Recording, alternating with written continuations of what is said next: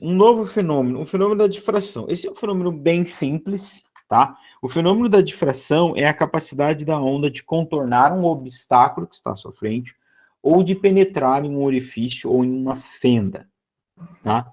Então aqui eu tenho o desenho de ondas da mesma forma que eu tinha lá quando eu estudei a reflexão, só que aqui são ondas circulares, tá? Então eu tenho as cristas, que são as linhas contínuas, os pontilhados, que são os vales. Eu tenho uma linha que representa a propagação da onda, que é o raio da onda, tá? E as linhas são chamadas de frentes de onda. Beleza? Ok. O que é, então, o fenômeno da difração? Fenômeno simples, a capacidade da onda de contornar um obstáculo ou de penetrar em um orifício ou uma fenda. Então, veja bem, eu tenho aqui uma onda se propagando. E eu tenho uma fenda aqui, uma abertura. Opa, apertei na borracha que apagou. Então tá aqui, eu tenho a minha onda e eu tenho a abertura aqui, tá? Quando uma onda penetra por uma abertura, ela consegue entrar dentro dessa abertura ou dessa fenda, pode ser uma fenda, pode ser um orifício. Esse fenômeno nós damos o nome de difração, tá certo? Damos o nome de difração. Tá, eu disse que é um fenômeno bem simples, de fato é, mas claro que ele não é só isso. O que acontece? A difração, ela vai explicar para nós, ela vai explicar para nós alguns fenômenos interessantes que nós conhecemos. Primeiro coisa que a gente precisa entender é que a difração ela só ocorre quando o tamanho do objeto a ser contornado, objeto, ou fenda, ou orifício, não vou ficar aqui escrevendo muita coisa, né? Só ocorre quando o tamanho do objeto ou da fenda, ele é próximo ao lambda, vou melhorar esse desenho, ao lambda da onda, certo? Ou seja, ao comprimento de onda da onda. Então, ou seja, se eu tenho um objeto que ele é muito maior que o comprimento de onda da onda, a onda não consegue contornar, tá? Ela não consegue difratar. Se eu tenho um orifício, uma fenda que é muito maior que o comprimento da onda, ela não vai conseguir contornar esse obstáculo, tá certo? Então, é por essa razão que, por exemplo, eu tinha um desenho aqui, mas está numa outra apresentação. Deixa eu só pegar um mouse, um teclado aqui, gente, só um minutinho. Então, veja bem, este fenômeno da difração, ele vai explicar aqui, ó, uma situação como esta aqui, tá? Certo? Tem um muro que separa uma pessoa, né, de uma certa explosão que vai acontecer aqui. Essa pessoa certamente vai facilmente conseguir ouvir esta explosão, mas ele não vai conseguir ver essa explosão. Por quê? Porque o som vai conseguir difratar através desse muro. A luz não. Por quê? Porque o tamanho de um objeto, de um muro, de uma porta, de uma casa, ele tem a mesma ordem de grandeza que o comprimento de onda das ondas sonoras. Tá certo? As ondas sonoras, elas em geral vão de 17 centímetros até 17 metros. O comprimento de onda. Acima disso, o homem não ouve, tá? Então, veja bem, um muro vai ter mais do que 17 metros de altura? Não, não vai. A abertura de uma porta, por exemplo, uma porta é como se fosse uma fenda. Ela tem quantos metros de abertura? Cerca de 80 centímetros o comprimento dela. É por isso que quando você está com a porta aberta e alguém lá no quarto, ou você está no quarto, alguém lá na sala, e você fala alguma coisa, você vai conseguir ouvir bem. Porque é muito fácil para o som contornar todos esses objetos, passar por essas fendas, que são a porta do seu quarto, o corredor da sua casa. Mas a pessoa que te ouve não te vê. E aí você fica pensando, claro, porque eu emiti o som. Mas você emitiu luz também. Só que a luz não consegue difratar um objeto tão grande. Por quê? Aí que tá. Por quê? Ih, gente, travei. Por quê? Porque o comprimento de onda da luz, eu não sei se você já estudou isso ou já viu isso em algum lugar, ele é muito, muito, muito pequeno. O comprimento de onda da luz que nós enxergamos, ele está na ordem de nanômetros, tá? É de centenas de nanômetros. Sabe o que é nanômetro? Já ouviu falar em nanotecnologia? Nano é um prefixo que significa 10 na menos 9, ou seja, bilionésimos do metro. Por exemplo, se eu não me engano, a luz vermelha, ela tem um comprimento de onda aproximadamente de 700 nanômetros, ou de 700 bilionésimos do metro. Então, você pega um metro e divide em 100 em 1 bilhão de vezes, e pega 700 só. É muito, muito pequeno, tá? Então, a luz não consegue contornar um objeto do tamanho de uma casa, de uma porta. E assim, não só a luz, como as ondas... Como as ondas eletromagnéticas de telecomunicação, como a do celular, do rádio, da TV, elas têm dificuldade de contornar uma montanha, de contornar uma casa, por exemplo. Porque elas têm comprimento de ondas muito pequenos também, embora seja maior que da luz visível, né? O comprimento é maior. Mas ele também é pequeno. Então eu morava, por exemplo, lá perto da Avenida Inglaterra, em Londrina, uma certa época, e tinha um prédio na frente, tinha um prédio atrás, tinha um ginásio perto de uma escola, Escola MAF, lá na rua Jordânia. Cara, e não chegava o sinal de TV lá no quarto, porque não dá, essa onda não consegue contornar, ela tem dificuldade de contornar um obstáculo do tamanho de uma casa, do tamanho de um prédio, tá? Porque ela tem um comprimento de onda muito pequeno. Então, esse é o fenômeno da difração, a capacidade da onda de contornar um objeto ou de penetrar em uma fenda ou um orifício. Só que esse fenômeno só vai acontecer bem quando o obstáculo a ser contornado, ou quando o orifício ou a fenda a ser penetrado, tem a mesma ordem de grandeza, tem um tamanho parecido, tá? Com o do comprimento de onda da onda. Ok? Próximo fenômeno, polarização de ondas. Essa palavra você já deve ter ouvido, polarizar. Tá? Bom, então o que vai acontecer? Isso que vai acontecer quando eu tenho ondas que são bidimensionais ou tridimensionais. E o que vai ser polarizar uma onda? Vai ser cancelar a vibração de uma das direções. Tá? De uma ou de duas direções. E fazer com que a onda vibre em apenas uma, né? Se ela era duas, ou se era três, você polarizou e ela vibra agora só em duas dimensões. Certo? Veja esse exemplo aqui, ó. Eu tenho uma onda, ó, que ela tá vibrando aqui em duas direções, tá certo? Horizontal e vertical. E eu vou fazer com que ela passe por uma fenda, que aqui pelo desenho, o que está acontecendo aqui? Só vai passar a vibração vertical, certo? Então, depois que a onda passar por essa fenda, o que acontece? Só tem vibração vertical. Então, esta onda que passou por essa fenda, ou como nós chamamos, por esse filtro, ela é uma onda polarizada. Tá certo? Então, é uma onda polarizada. Claro que se eu tenho uma onda, eu não vou conseguir polarizar mais uma onda que só vibra em uma direção, ó. Isso aqui é uma onda unidimensional.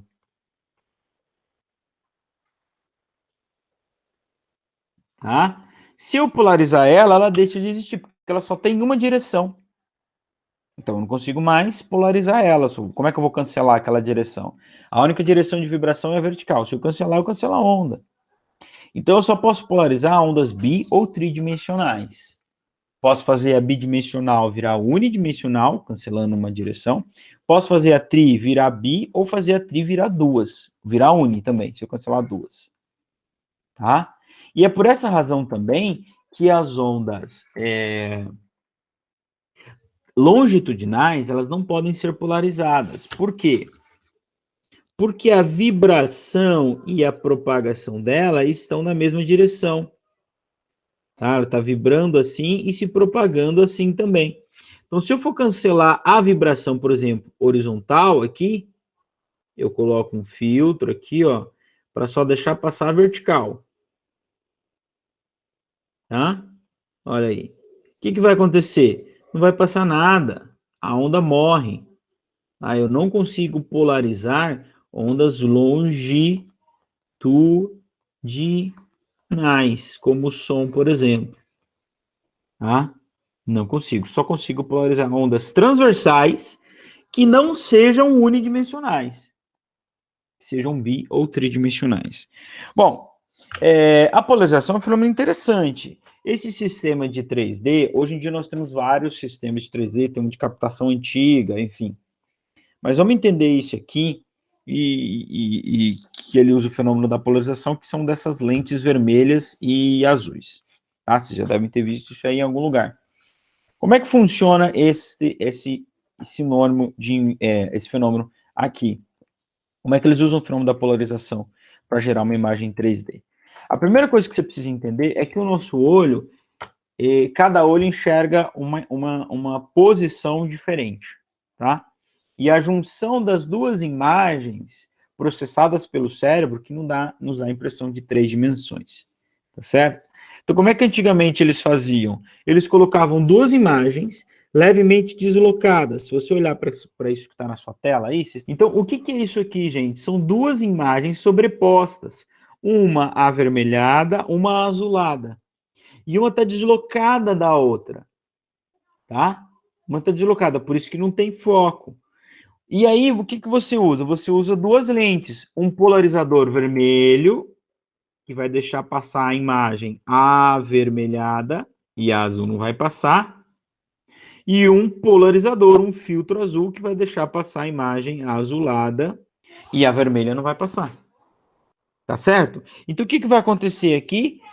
Cada olho vai ver uma imagem deslocada da outra, porque essas imagens não estão exatamente uma sobre a outra, né? Por isso que está borrada ali. Então, quando o nosso olho lê, quando o nosso cérebro lê isso aí, ele dá a sensação para nós da profundidade, tá? A sensação de 3D.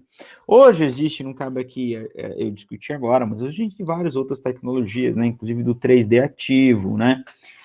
Eu tenho uma tecnologia também que também tem a ver um pouco com polarização, que você tem uma imagem vibrando na vertical e outra vibrando na horizontal.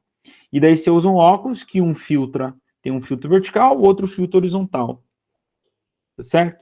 Então daí cada lente você vai passar uma imagem, elas estão deslocadas, né? E aí o seu cérebro, quando lê, cria a sensação de profundidade. Tá? Uma outra aplicação da polarização são as lentes polaroides, né? Seja para um óculos, seja para uma máquina fotográfica, quem aí gosta de fotografia. Tá? Aqui, por exemplo, tem essa imagem, ilustra até melhor a polarização, ó. Essa aqui até não, porque tem um erro nessa imagem aí. Então, aqui, veja só, aquilo que eu mostrei, eu tenho uma onda vibrando na vertical, se ela passa por um filtro vertical, ela continua na boa. A onda horizontal não passa por esse filtro, né? Se eu passar ela por um filtro vertical, ela morre, porque ela não tem vibração na vertical. Beleza? Então, olha aqui uma onda tridimensional. Uma onda tridimensionada, uma luz não polarizada. Passou por um filtro vertical. Então, depois dela, ó, ela já está polarizada. Só tem vibração na vertical. E qual é a vantagem disso? A vantagem é que você não perde informação, tá? Depois, se você passar isso por um polarizador horizontal, essa luz vai deixar de existir. Que é um fenômeno muito interessante. Eu não tenho como mostrar aqui agora, mas é um fenômeno muito interessante. Você pega duas lentes, seu óculos de sol, pega aí se ele for um polarizado, Se você colocar uma sobre a outra simétricas, a luz vai continuar passando. Se você continuar girando, uma hora essa luz vai cancelar. Porque é como se você pegar um filtro vertical e um horizontal, né? Se você girar 90 graus é para cancelar aquela luz ali. Então, qual é a vantagem disso? A vantagem disso é que, por exemplo, vocês estão vendo uma foto tirada sem um filtro polarizador. Então, a luz que está batendo naquele vídeo, ela está sendo espalhada em várias direções, tá? E se eu coloco um polarizador, eu tiro uma foto muito melhor, certo? É o que acontece aqui nessa imagem aqui também, né? Ah, não, aqui você tem, então, que a água sempre vai emitir uma luz polarizada. Então, as lentes polarizadas emitem o reflexo, elas eliminam o ofuscamento, proporcionam uma visão mais nítida, né? Olha essas ilustrações que a gente tem aqui, tá? Então, quando você olha para um sol, ou mesmo para um farol, né, você vai conseguir enxergar muito melhor, porque com a lente polarizada, ela vai deixar passar a luz que está vibrando em apenas uma direção, né? Aqui tem outra foto que ilustra. Ok? Então, esse é o fenômeno da polarização, é um fenômeno importante também. Bom, temos aqui alguns exercícios, vamos lá. Número 1, pode facilmente ouvir uma pessoa conversando através de um muro. O fato do som contornar esse muro é explicado pelo fenômeno da difração. Ita, São Paulo. Luz linearmente polarizada, ou plano polarizado, é aquela que apresenta só uma frequência? Não. Se refletiu no espelho plano? Não. Tem comprimento de onda menor do que a radiação ultravioleta? Não. Tem oscilação associada a sua onda paralela ao plano? Tem oscilação associada à luz na direção de propagação? Não. Direção, oscilação em direção de propagação, isso aqui é onda longitudinal. Não é o caso da luz, e nenhuma onda longitudinal pode ser polarizada, tá? Então, é uma onda que tem oscilação associada à sua onda paralelo a um plano, né? Então, ou seja, agora eu só tenho uma dimensão de vibração, ok? Exercício 3, aponte a alternativa correta. Difração é um fenômeno que consiste de ondas passarem de um meio para o outro. Não, isso é refração, tá? Isso aqui é a refração. B, a difração é um fenômeno que apresenta exclusivamente para ondas sonoras e luminosas. Não, o som não pode ser polarizado. A luz, sim. Difração pode ser explicada pela teoria corpuscular de Newton. Não, a difração é um fenômeno ondulatório, tá? Em idênticas condições, os sons graves difratam mais que os sons agudos. Eles têm uma facilidade maior para difratar, porque eles têm comprimento de onda maior, né? Mas isso vai depender. Isso também é um tema da nossa aula de acústica, né? Mas isso também vai depender do que ele está tentando difratar, qual é o tamanho do objeto. Letra E, as 7 cores do espectro luminoso, vermelho, alaranjado, azul, anil, violeta, difratam-se de modo igual em uma mesma fenda. Não, porque cada uma tem um comprimento de onda diferente, tá? Então, a alternativa correta é a letra D, de dado. CEUB do Distrito Federal. A polarização da luz demonstra que a luz se propaga no vácuo? Não. Que a luz é sempre monocromática? Não. Que a luz tem caráter corpuscular? Não. Que elas são ondas longitudinais? Nem pensar que elas são ondas transversais. Porque só elas podem ser polarizadas. Tá? Podem ser polarizadas. Vamos em frente. Aqui nós temos um fenômeno muito, muito interessante. O fenômeno da ressonância. Muito bem. Isso é um fenômeno complexo, tá? É um fenômeno onde você tem uma primeira fonte colocando uma segunda fonte que estava em repouso para vibrar. Tá certo? Então, por exemplo, eu tenho aqui dois diapasões, eu não sei se vocês já viram isso aqui na aula de física, acho que não, né? Explicações para vocês verem isso seria nessas aulas aqui, mas infelizmente a gente não pode pegar os materiais do laboratório. Então, eu tenho os dois instrumentos que podem emitir o mesmo som. Então, quando eu bato em um, a onda emitida pelo primeiro coloca o segundo, que está à distância, não estão encostados, para vibrar. Certo? Esse é o fenômeno da ressonância. Tá? Ressonância. Então, por exemplo, eu tenho no violão 6 cordas, tá?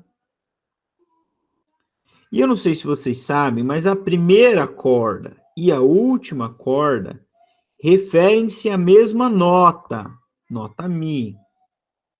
Não tem a mesma frequência, porque este Mi da corda mais de baixo é um Mi mais agudo, fica aí para nossas aulas de acústica, e este Mi é um Mi mais grave, Mi.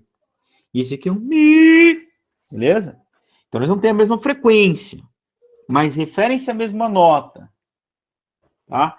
Porque eu não tenho um Mi exclusivamente uma única frequência, tá? Se eu pego a minha frequência e multiplico pelo número inteiro, eu vou ter um outro Mi. Eu já devo ter falado para vocês que o Lá central, lá do piano, ou de um teclado, né, Juan? Ele tem a frequência de 440 Hz. Se eu emitir um som de 880 Hz, é um Lá também, só que mais alto, mais agudo.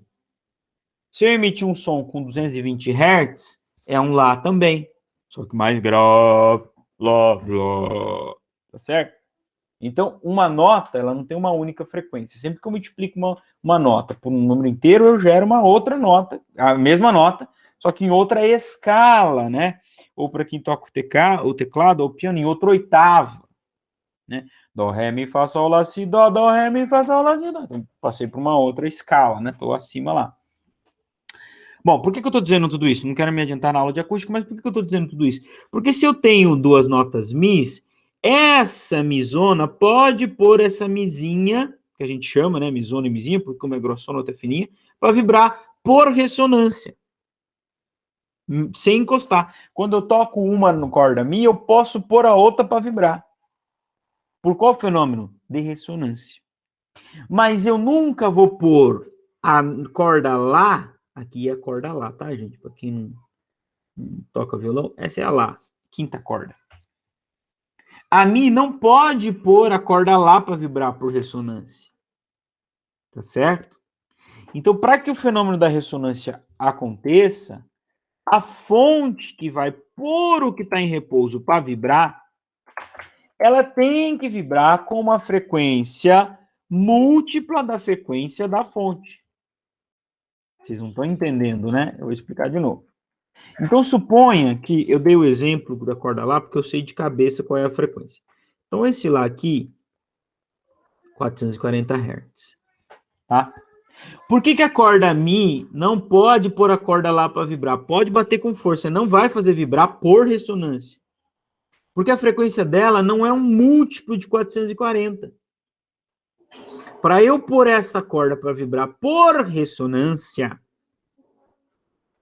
eu preciso emitir uma onda que tenha uma frequência que seja múltipla de 440. Pode ser 110, 220, 440, 880, e aí vai. 1720, e aí não tem limite.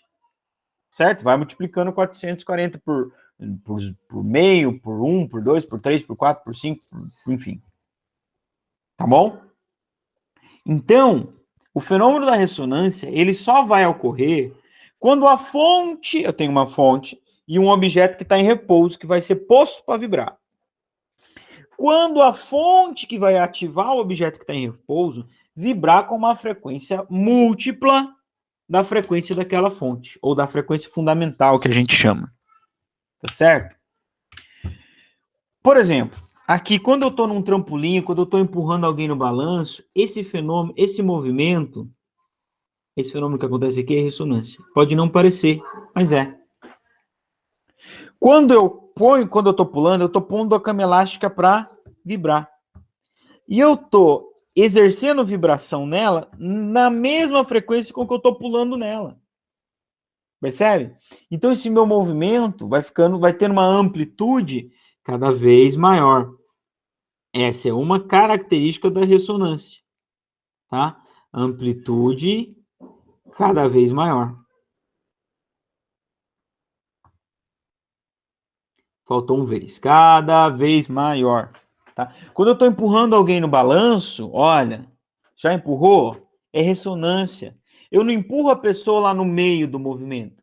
Eu empurro ela aqui bem no final do movimento. Então eu estou sempre interferindo com a mesma frequência do movimento. Então por isso eu entro em ressonância e por isso o balançar do balanço é cada vez maior. Tá? O violão, ele usa a ressonância para amplificar o som. Por quê? Porque no fenômeno da ressonância, acabei de escrever aqui, ó, a amplitude fica cada vez maior. E quando eu falo de amplitude para um som, eu falo de volume. E como é que o som faz isso?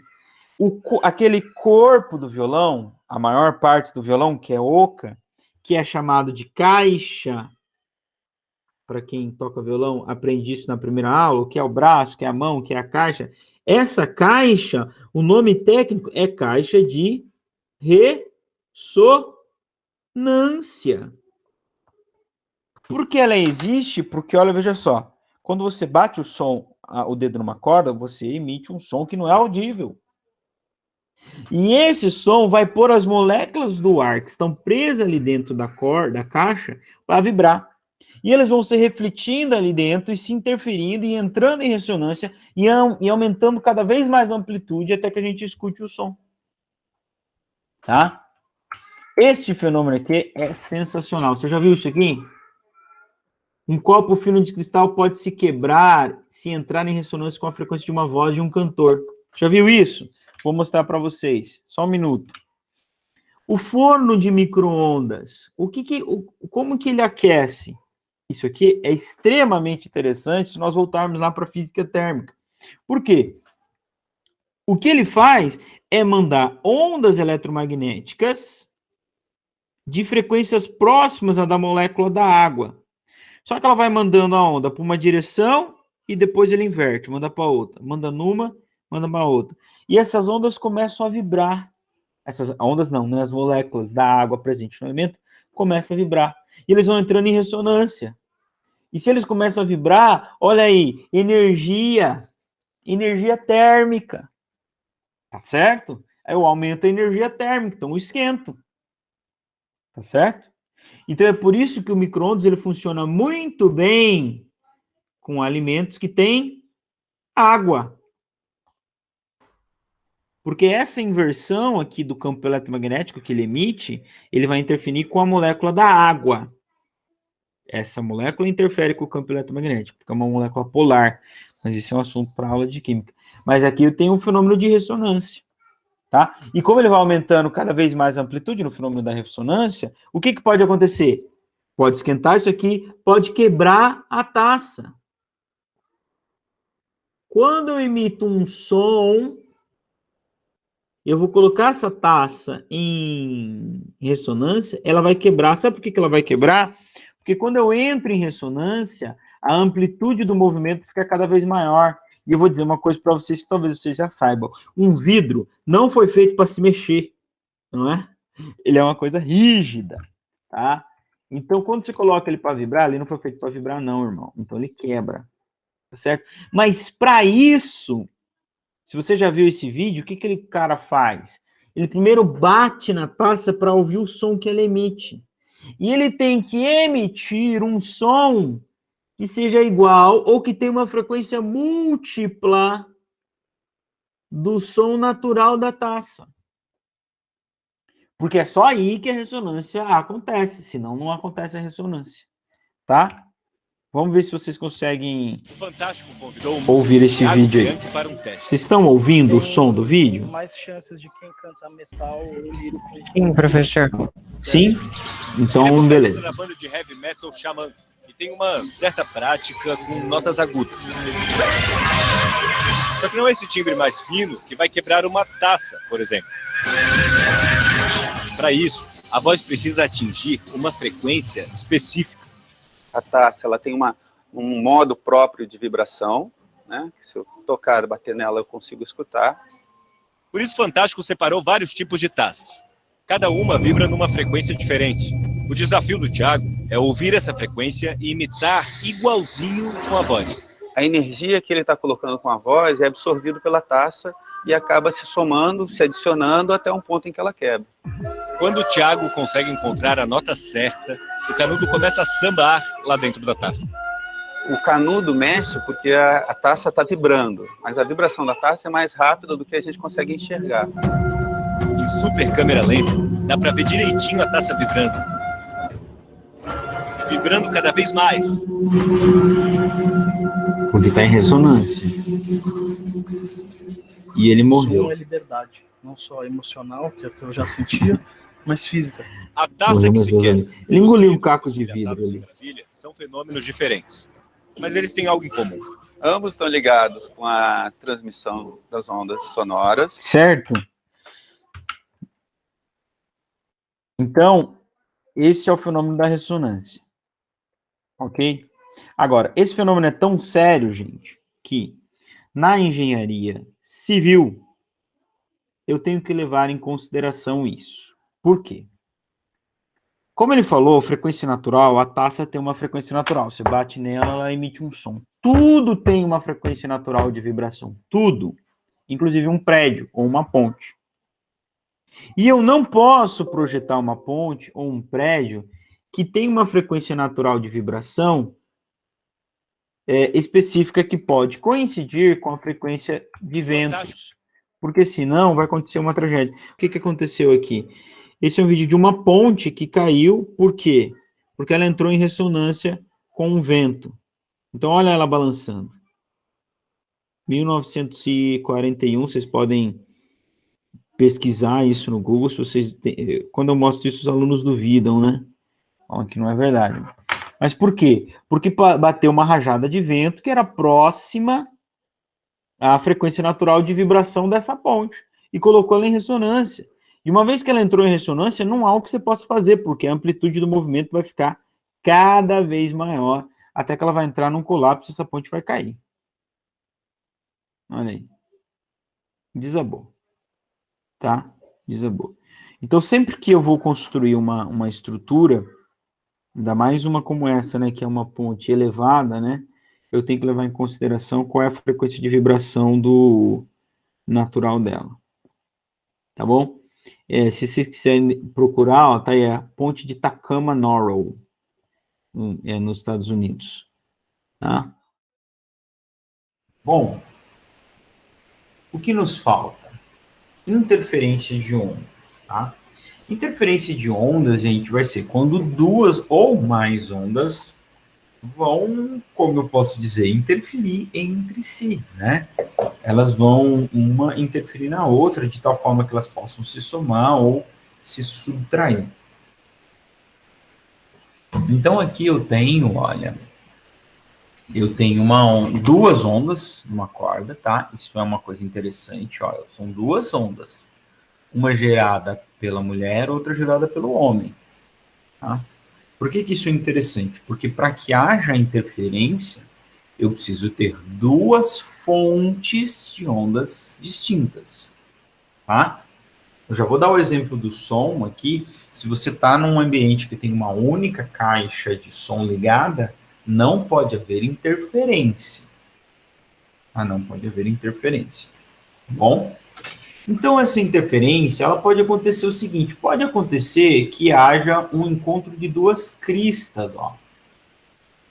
Bom, ó, olhem aqui para esse desenho aqui mostrando uma interferência de ondas circulares bidimensionais. Eu tenho uma onda verde, que é de uma certa fonte, e uma onda azul, que é de outra fonte. Lembra que essas linhas representam as cristas da onda. Então, as linhas verdes contínuas, cristas das ondas. Linhas verdes contínuas, cristas das ondas também. Então, eu posso ter algumas combinações aqui. Eu posso ter um encontro, olha, como aqui, eu não consigo dar zoom, né? Mas aqui eu tenho um outro desenho. Olha aqui, ó. Eu posso ter, aqui eu tenho linhas contínuas cristas, linhas pontilhadas vale. Vocês já pegaram esse esquema, né? Então, o pontilhado é vale. E o contínuo é a crista. Ok? Beleza? Então, aqui, ó, por exemplo, neste ponto que eu estou circulando aqui, o que eu tenho? Eu tenho a coincidência do encontro de duas cristas, né? Dois pontos mais altos, um ponto mais alto de uma onda com um ponto mais alta da outra onda. E a esse tipo de interferência, nós damos o nome de interferência construtiva, tá? Porque isso resultará numa onda que tem uma amplitude, tá? Que é a soma da amplitude das duas ondas. A gente já vai ver isso e vai ficar mais claro de entender. Tá? Agora, eu tenho também uma outra possibilidade aqui, ó, que é onde eu estou circulando aqui, ó. O encontro de uma crista com um vale. Tá? Então, pensa que o vale é um pulso negativo, né? Lembra? Ó, vale é um pulso negativo. Ele tem uma amplitude negativa. Se ele se encontrar exatamente sincronizado ou em fase, como nós dizemos, com uma crista, o resultado disso vai ser a diferença entre as duas amplitudes. Tá? De forma que, se as amplitudes forem iguais, o resultado desse encontro é a anulação da onda. Certo? Por quê? Porque aqui a amplitude resultante é a subtração das duas. Certo? Beleza? Quando eu encontro vale com vale, eu também tenho uma interferência construtiva, certo? Porque eu vou somar, os dois são negativos, mas eu vou somar os dois. E se eu encontrei vale com vale, é porque está encontrado em algum lugar crista com crista. Tá certo? E eu posso ter também uma outra zona, uma outra região, onde não é nem vale com vale e nem crista com crista. Ué, professor, como é que seria isso? Ué, eu posso ter o encontro de uma crista aqui, ó, coincidindo com uma região que não é nem crista e nem vale, ó. Tá? Da onda. Não é nem a crista, não é nem o ponto mais alto, nem o ponto mais alto, mais baixo, né? É um ponto intermediário. A essa interferência nós damos o nome de interferência parcial. Tá? Então, voltando nesse desenho aqui, ó, eu tenho as interferências construtivas e as destrutivas, ó. Quando a crista está em... As destrutivas estão aqui em preto, tá? Beleza? Ó, quando a crista está encontrando com o vale. Aqui não tem representado as interferências parciais, tá? Ao lado do desenho, eu tenho uma foto. Tá? Esse que está em tons de cinza aí, ele é uma foto, não é um desenho, é real, tá? O que eu tenho aqui, gente? Eu tenho duas fontes gerando onda na água, ó. Uma haste que bate aqui, gera onda circular, e uma haste que bate aqui e gera onda circular, tá certo? As regiões claras são cristas, tá? E você vai perceber que eu tenho aqui, ó, interferências construtivas, ó, o encontro de duas cristas. Crista de uma fonte com crista de outra. Eu tenho regiões que são bem mais escuras, ó. São interferências destrutivas, ó, regiões escuras. E eu tenho regiões intermediárias, que não são nem tão claras e nem tão escuras. Então eu tenho aqui a representação de das três interferências, tá certo? Bom, voltando para as ondas na corda, fica mais fácil entender qual que é essa ideia das cristas se somarem ou não, tá? Então, ó, uma interferência construtiva. Então, eu tenho duas ondas, ó, de amplitudes diferentes, tá? O que vai acontecer se quando eles se encontrarem, eles estiverem em fase, ou seja, coincidir... Eu vou deitar meu computador, porque está muito ruim para escrever, ficar tudo torto o meu desenho, né? O que eu tenho aqui? A coincidência de encontrar uma crista com outra crista. Então, a amplitude dessa onda é a soma da amplitude 1 com a amplitude 2. Certo? Ó. Tá aqui um desenho mostrando isso. Deixa eu ver se tem... Não tem equação, né? Mas eu escrevi aqui para vocês. Tá? Então, o desenho está mostrando, ó, a onda resultante é a soma das duas cristas. Porque coincidiu o encontro, elas estão sincronizadas ou em fase, como nós chamamos. Tá? Professor, e o que acontece depois da interferência? Nada muda na vida das ondas. Elas seguem o seu caminho. Tá? Elas seguem o seu caminho. Ó, aqui eu tenho uma animaçãozinha, olha só. Se encontrou, acabou a interferência, vida normal. Vida que segue. Aqui eu tenho duas ondas exatamente iguais. Então, a amplitude resultante é o dobro da amplitude, né? Ó. É 2A, é a soma das duas amplitudes. Certo? Bom, como é que seria a interferência destrutiva? Eu já falei para vocês, a interferência, então, destrutiva é quando coincidirá o encontro de uma crista com um vale. Tá? Então, o que vai acontecer aqui? A amplitude resultante aqui, ó, é a diferença de A1 menos A2. Ah, mas não se anula? Por que não se anula? Porque A1 é maior que A2. Ó, a amplitude da onda 1 é bem maior que a amplitude da onda 2. Então, elas não se anulam aqui nesse caso. Tá? Se fossem iguais, o resultado seria uma amplitude zero, ou seja, você cancelou a onda. Tá? E olha aqui, menino Juan, depois da interferência, vida normal. Beleza? Então, ó, olha o desenho mostrando aqui que encontrou a crista do 1 com o vale do 2. E o resultante foi uma onda que tem a diferença entre as duas amplitudes. Ok? Onda resultante. Tem uma super animaçãozinha aqui para vocês verem. Em 3D, colorida. Olha aí.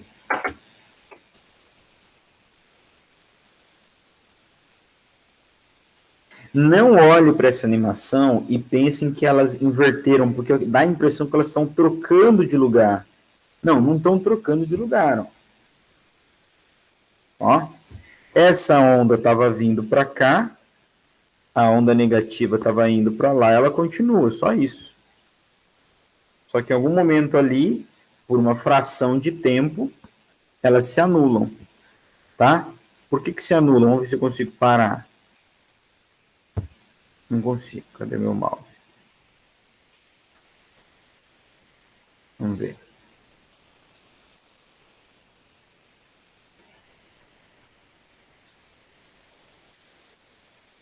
Não deu. Tá? Em um dado período de tempo, por uma fração de tempo aqui, elas acabam se anulando. Mas por que essas duas se anulam? Porque as suas amplitudes eram iguais.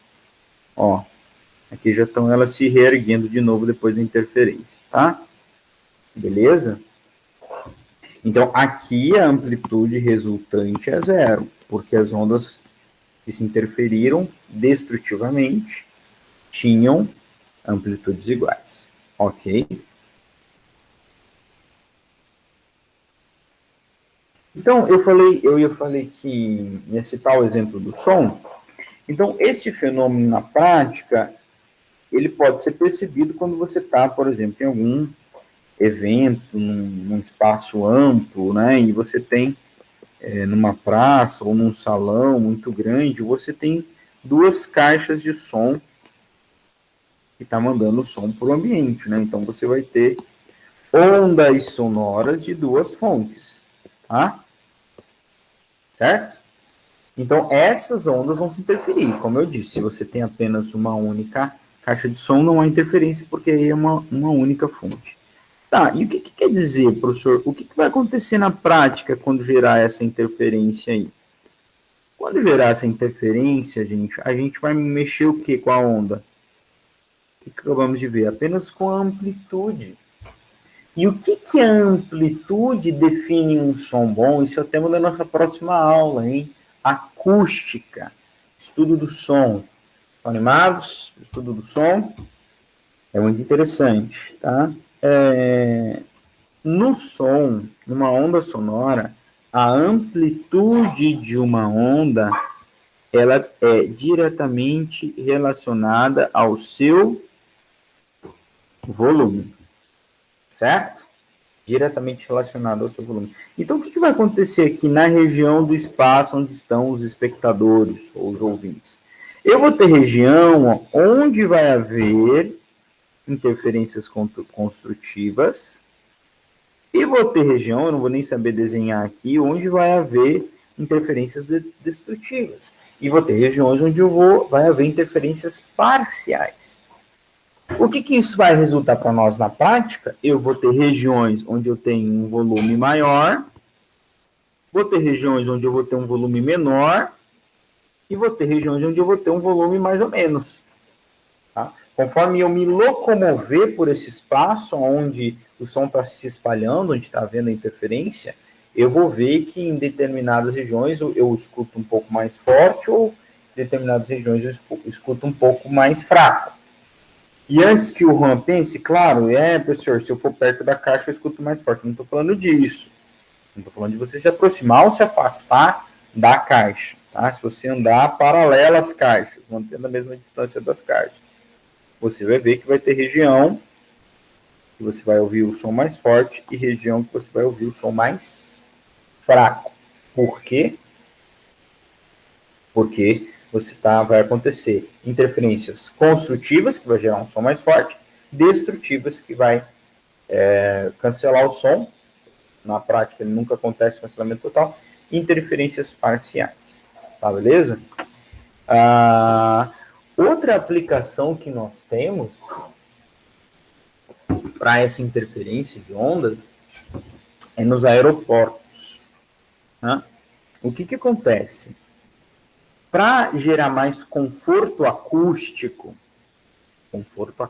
ou seja, para diminuir o tamanho do barulho no saguão dos aeroportos, né? Quer dizer, não só no saguão, mas lá fora também, para diminuir o barulho no aeroporto, o que faz? Os aeroportos têm um equipamento instalado que servem para emitir ondas sonoras, tá? Para interferir com o som provocado pela decolagem, pelo pouso dos aviões. E, claro, para interferir destrutivamente. Tá? Então, você consegue fazer um cálculo e uma previsão para mandar uma onda que não vai estar sincronizada com o som vindo do barulho da decolagem do avião. Você vai mandar uma onda que vai se encontrar, né, uma onda que tem a gente chama isso de polaridade, né? Polaridade positiva, polaridade negativa. Eu vou mandar uma onda com uma polaridade invertida para gerar uma interferência destrutiva, ou quiçá uma interferência parcial ali, que não vai nunca conseguir cancelar totalmente o ruído, mas ele vai diminuir, né? Porque ele vai gerar uma interferência destrutiva ou parcial ali. Então você gera um conforto térmico não, né? Conforto acústico maior. Ok? Já falamos bastante, precisamos ir para o nosso último e sagaz efeito, que é o efeito Doppler. Tá certo? O que é o efeito Doppler, gente? O efeito Doppler está aí no slide falando sobre o som, mas ele não acontece apenas no som. Então vamos lá. Aqui eu tenho um slide falando do efeito Doppler do som, mas o efeito Doppler ele não acontece só com o som, ele acontece com qualquer onda, mas ele é muito mais perceptível no som. A gente vê ele na prática o tempo todo, e talvez você nunca tenha ligado o nome à pessoa, né? Como diz o outro. Tá certo? O que é o efeito Doppler? O efeito Doppler é uma aparente mudança na frequência da onda Eu disse aparente mudança na frequência da onda, em virtude da movimentação da fonte sonora ou do observador. Vamos falar isso de uma outra forma. O efeito Doppler faz com que eu perceba uma onda com frequência diferente do que ela é, na verdade, porque ou quem está emitindo o som está em movimento em relação a mim, ou eu estou em movimento em relação à onda, né? Que fisicamente, lembra lá, a cinemática do primeiro ano, é a mesma coisa. Tá certo? Então, quando alguém emite um som e está se aproximando de você ou se afastando de você, você não vai perceber o som como ele é. Você vai haver uma distorção. Serve só para o som, professor? Não serve para a luz, e nós vamos falar isso no final da aula, no último slide, para dizer que temos um grande problema para entender o universo por causa disso. Então, se alguém emitir uma fonte luminosa também, que estiver se aproximando muito rápido de você, ou muito lentamente, ou se afastando muito rapidamente de você, você também vai perceber uma mudança aparente na frequência da luz. Ressalto a palavra aparente, porque desde que nós começamos a estudar os fenômenos ondulatórios, eu disse para vocês que uma vez emitida a onda, nenhum fenômeno é capaz de alterar a frequência da onda. Tá? O efeito Doppler faz com que eu perceba a onda diferente do que ela é. Não quer dizer que eu mudei a frequência. Por que ele se dá? Então aqui eu tenho um desenho explicando. Olha só. Ó, vocês estão enxergando o carro parado. Então ele está emitindo as ondas. E aqui estão as cristas. Conforme ele se move, olha o que acontece aqui. Vocês perceberam? Há um achatamento aqui, ó. Olha aqui nessa região, que vai acontecer quando o carro se movimentar. Olha ali. Certo? Então, as cristas ficaram mais próximas uma da outra. Então, eu alterei a frequência da onda, né? Vamos lembrar. Cadê? Vamos lembrar aqui, ó. O que é uma onda? Aqui eu tenho uma onda, certo? A distância entre as cristas determina o comprimento de onda. Nossa, que horrível. Determina o comprimento de onda.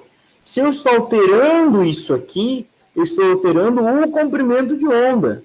E como consequência, né, vovó lambeu a faca. Se eu alterei o comprimento de onda, eu vou alterar a frequência. Porque a velocidade eu não consigo alterar, ela só depende do meio de propagação. Certo? Então, eu altero a frequência. Então, se eles estão mais curtinhos aqui, ó, o comprimento de onda ficou menor, estão mais próximas uma das outras. E como consequência, o que vai acontecer, tia? A frequência vai ficar maior daí, tá? Porque tu diminuiu o comprimento de onda, tá? Você está comprimindo as ondas aqui. Então, voltando para o desenho, ó, para essa animaçãozinha, fica fácil agora de perceber, ó. Olha aqui. Aqui vai haver o quê? Um achatamento. Então, a frequência aqui aumenta porque o lambda aqui diminui. Ah, mas, como diria, né, o Skank, tudo tem dois lados, não é? Então, se por um lado, quando eu estou me aproximando, a fonte está se aproximando de mim, ou eu me aproximando da fonte, que fisicamente, cinematicamente é a mesma coisa, há esse encurtamento aqui do comprimento de onda e a frequência aumenta. Então, eu vou perceber o som com uma frequência maior do que ele tem. Agora, e se eu tivesse do outro lado, né? Vamos desenhar eu aqui do outro lado. O que está acontecendo aqui? Um aumento no comprimento de onda. Opa, foi legível. Um aumento no lambda, certo?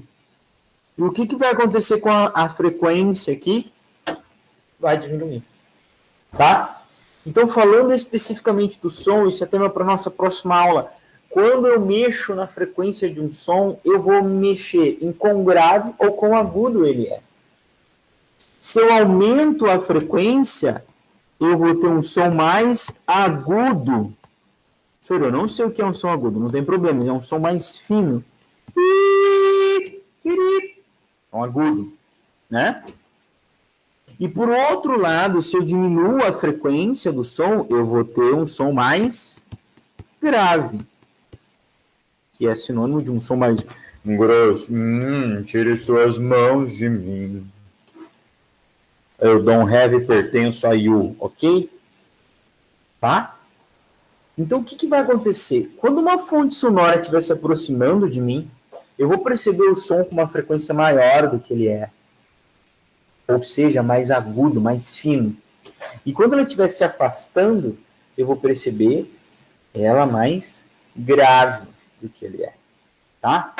Então, eu não sei se tu já viu, já passou por você na rua, alguém ouvindo um sertanejo universitário, num som muito alto no carro, e o carro vem vindo, daí ele passa, né? Então, daí ele... Larguei a garrafa, larguei, vendi minha TV. E daí, quando ele passa, há uma distorção no som. Quero ver no meu celular, que eu preciso ligar para você. Não acontece isso. E já repararam que nesses sons altos que passam pra gente nunca é uma música boa, tipo MPB, Caetano Veloso, João Gilberto, Tom Jobim? Nunca é, né? Isso não acontece. Enfim, isso é um outro tema, não é mesmo? Então, uma ambulância, o caminhão de bombeiros, quando passa por você, ele vem... E quando ele passa e começa a se afastar de você, ele começa... Esse é o efeito Doppler, tá? Quem assiste uma série chamada The Big Bang Theory, melhor série de comédia de todos os tempos, tem um episódio onde o personagem principal lá, que é o Sheldon, ele se veste de efeito Doppler para uma festa fantasia. Ele fica demonstrando para as pessoas. Eu vou tentar mostrar esse vídeo aqui para vocês. Ó, olha o som dele vindo. Olha o som quando ele passar. Ué, mudou. Tá? Mudou o som. Quando ele passou. Vamos ver a ambulância, ó. Aqui tem uma ilustração falando apenas o que eu já... mostrando apenas o que eu já falei. Vamos lá correr com conta do tempo aqui. Vai lá. Ó o barulho. Ó depois que passar. Tá? O som fica mais grave. Beleza? Bom, essa mudança aparente na frequência, perceba que é uma mudança aparente. O som emitido, ele não se altera. Altera-se a forma com que nós o percebemos. Tá? Bom, essa frequência, ela vai se alterar devido à velocidade de propagação. Tá? Então, nós vamos calcular a frequência percebida no efeito Doppler em função da frequência do observador. Então, vai aqui a equação do fenômeno do efeito Doppler. Não fiquem bravos com elas, não surtem. É uma equação meio chatinha, tá? Porque ela vai aparecer um mais, um menos ali. O que é o F'? É a frequência aparente, ou frequência percebida. E o F é a frequência real, tá? Ela vai depender das velocidades. Aqui é a velocidade da onda, esse V. Se eu estou falando do som, velocidade do som no ar. Se é o da luz, que a gente vai ver daqui a pouco, é a velocidade da luz, onde no meio que ela estiver. VO, velocidade do observador. E VF, velocidade da fonte. E por que tem um mais e um menos aqui? Esse aqui que é o chato dessa equação. Por quê? Se a fonte estiver se aproximando do observador, se ela se aproxima do observador, eu vou colocar a velocidade dela como negativa.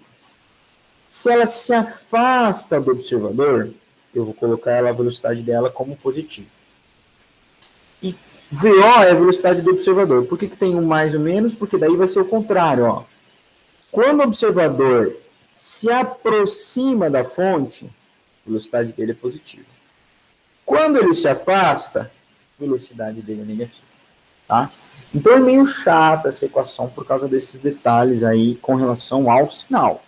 Então tem que ler, anotar os dados enunciados e recorrer por esse slide aqui. Tudo bem? Então vamos tentar fazer aqui, ó.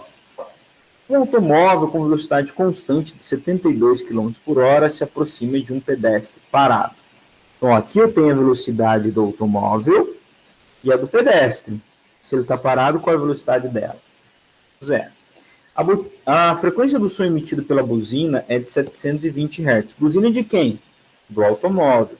Então, o nosso automóvel é a nossa fonte. Então, vou anotar aqui, ó, a velocidade da fonte, 72 km por hora. Velocidade do observador, que vai ouvir a buzina, 0 km por hora, ou 0 metros por segundo. Beleza? Tranquilo.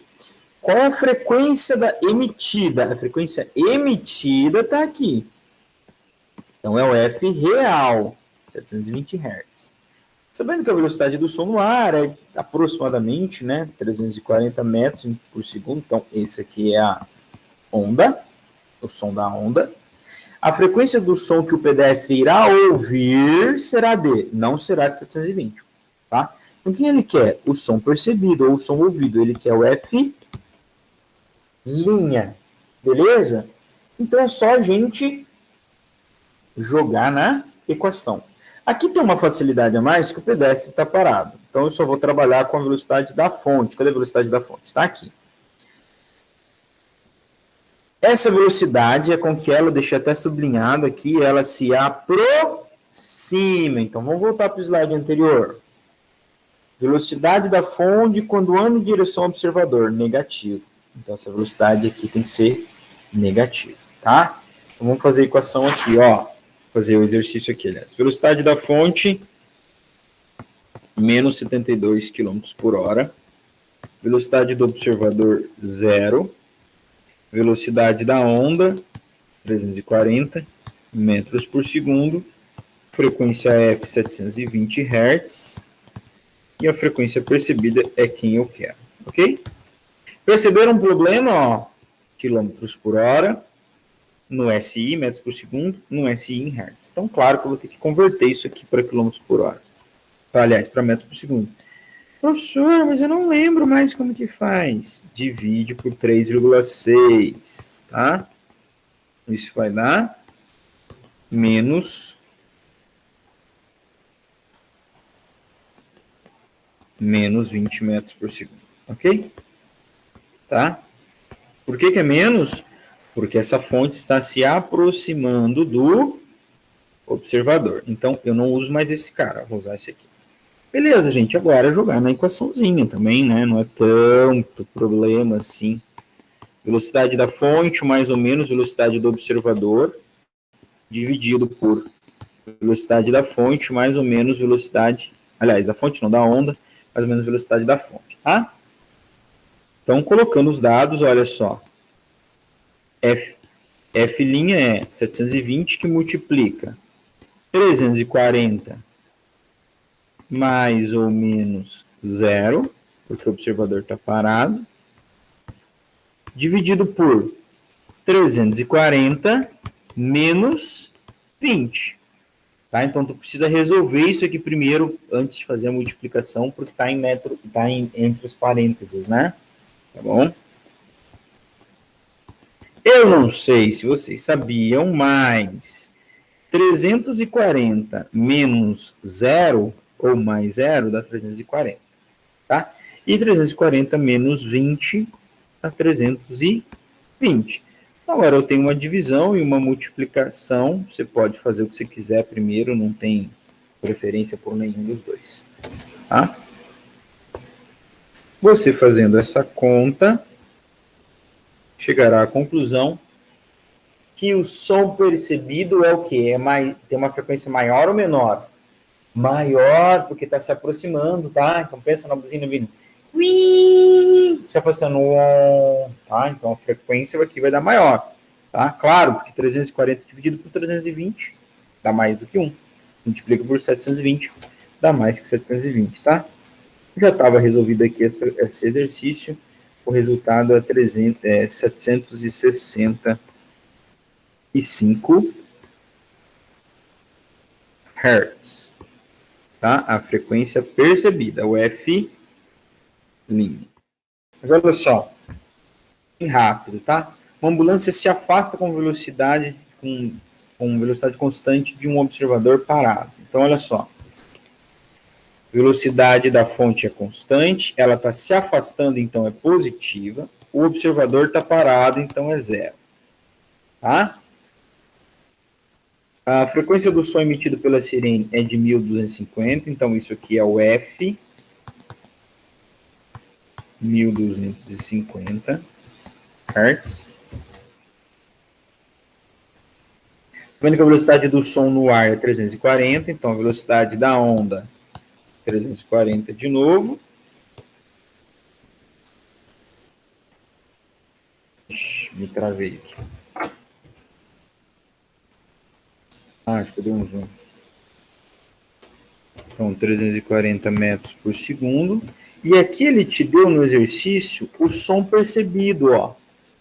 Que é uma frequência menor do que o emitido. Claro, porque o observador está se afastando. Então, aqui vai ser matematicamente um pouquinho mais difícil, porque ele te deu o F, tá? Então, a sua incógnita é quem? É a velocidade da fonte, que é o que ele pergunta ali, tá? Ó, qual a velocidade da ambulância? Então, a gente consegue descobrir a velocidade com que ela se move a partir da detecção do som. A gente sabe qual é o som que ele emite e sabe qual é o detectado. Então, ó, a equação F, F', velocidade da fonte mais a do observador, que de novo é zero, ainda bem, facilita a vida. Da fonte mais, aliás, da onda mais a da fonte.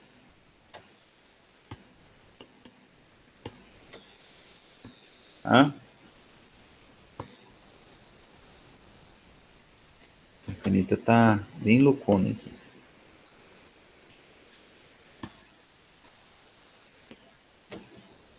V, F. Não consigo fazer um F.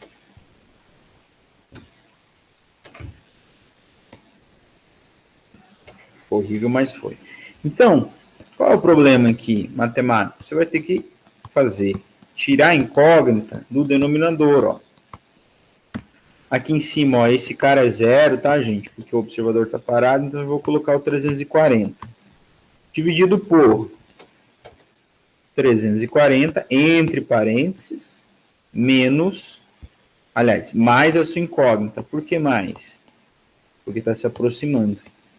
Aliás, se afastando, tá? Então, como é que você resolve isso aqui? Tem que multiplicar cruzado, tá? Então, fica 1.100... que multiplica 340 menos mais a incógnita, que é o VF, igual 1.220 vezes 340, tá? Então, vou parar por aqui, ó, só lembrando que você tem que multiplicar esses dois caras, tá? Multiplica o 1.100 por esse e pelo VF. E depois você isola o seu VF, tá bom? Vou deixar esse exercício assim, depois vocês podem terminar, quem quiser, ou me mandar alguma dúvida e tal. Mas a teoria é a mesma, só tem uma complexidade matemática aqui que você tem que tomar um pouquinho mais de cuidado. Por quê? Porque eu quero falar do efeito Doppler da luz, tá? Nós sabemos que, sendo bem breve, nós já vimos isso, que a luz branca ela é a composição de todas as luzes, certo?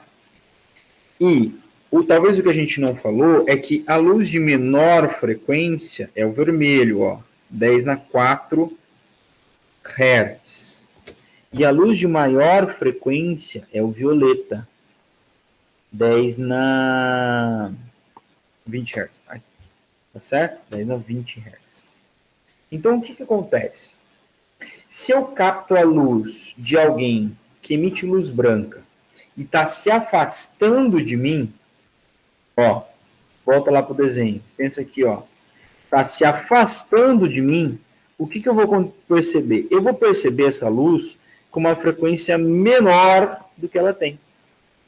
E se eu estou captando a luz branca emitida por alguém que está se aproximando de mim, devido ao efeito Doppler, eu vou perceber essa luz com uma frequência maior do que ela é. Na prática, o que isso vai acontecer? O que é uma frequência menor? Vermelho. Qual é a frequência maior? azul. Tá? Então, na astronomia, quando a gente detecta luzes vindo de outras galáxias, tá? Vindo de outras galáxias, de estrelas de outras galáxias, que emitem luz branca, certo?